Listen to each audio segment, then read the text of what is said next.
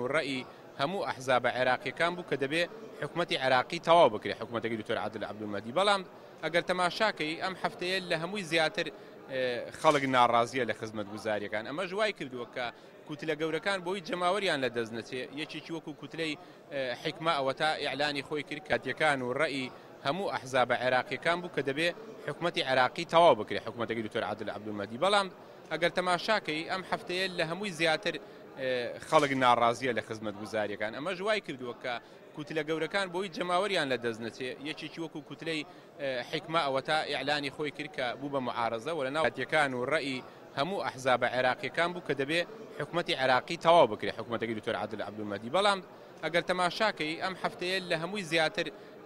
خەڵک ناڕازیە لە خزمەت گوزاریەکان ئەمە ژوای کردووە کە کوتلە گەورەکان بۆی جەماوەریان لە دەستنەچێ یەکێکی وەکو کوتلەی